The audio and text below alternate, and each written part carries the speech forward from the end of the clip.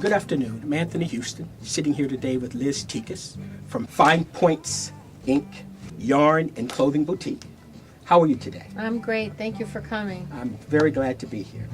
Please tell me about the history of your business and how you initially got into the yarn business and education and whatnot.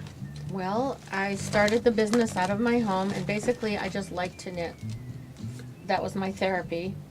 And I started selling, first of all, knitted children's things, Okay. and that evolved into knitted adult things when my personal economics had to get a boost.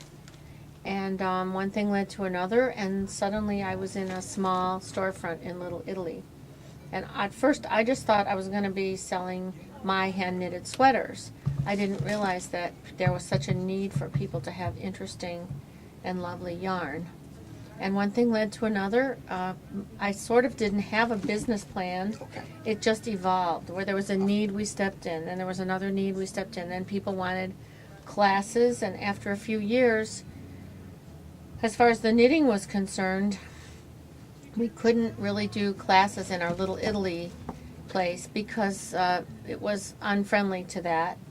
So we were looking for a place that was more conducive to educating people about the yarn and about different techniques in knitting. At the same time, we started our clothing business with a pair of earrings and 6 pieces of clothing, and that's grown. They sort of grew parallel. Okay, let me ask you, at your store, when you had it in Little Italy, I know that it has certainly evolved. But give, as I sit here, there's thousands and thousands of yarn, of fabrics.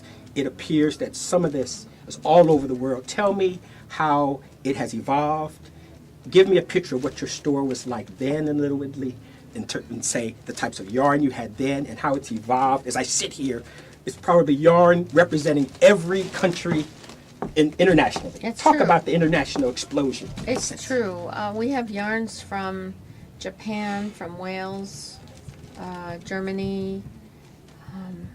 We have some domestic yarns. England, Italy, Greece, Spain, Africa. We have yarns from Australia, from everywhere really. And I've always been attracted to what pleased me or what I thought would please someone else. I never thought of getting something just because everyone else was buying it. So that's the best of things and the worst of things. Okay. Tell me a yarn story. I know you must have thousands of stories, but how did you initially get engaged with yarn? There's a story behind it. Tell me a bit about that. Well, it depends on which yarn. I was, actually, as I said, I was designing sweaters for people in the hopes that they would want to buy those things. And it's sort of one thing led to another. I remember once a couple interesting things happened. People would pull up in front of my Murray Hill location with a truck and say, come out and see what's in the truck. And a relationship was born. Another time, a woman came that had been traveling in England and Great Britain, and she came in and she said, you have to contact this person and get this yarn, and that started a relationship. That's just sort of how it's been. It's like it's shown up to me. I didn't go looking for things, they just presented themselves. Okay. So in a sense, an early entrepreneur sort of early on, and it has evolved to the business. Talk about the business today. Well, I find myself asking why not a lot of the time instead of why. And the business today is competitive, but it's taken a little more of a turn because a lot of people shop online, which does not really help us unless they're shopping online at our site. And lately we've been having more domestic things. I've become very good friends with a dyer in Virginia. And we have a lot of her things, and we've not only become good friends, but she has a great product. Great. But it's a different business today because of the economy and because people's taste. And I think we've cleaned it up a lot. I think we've become neater in that sense of what we carry and how we present it. Wonderful, wonderful. All right, one last question in terms of the programs you offer. Talk a bit about that.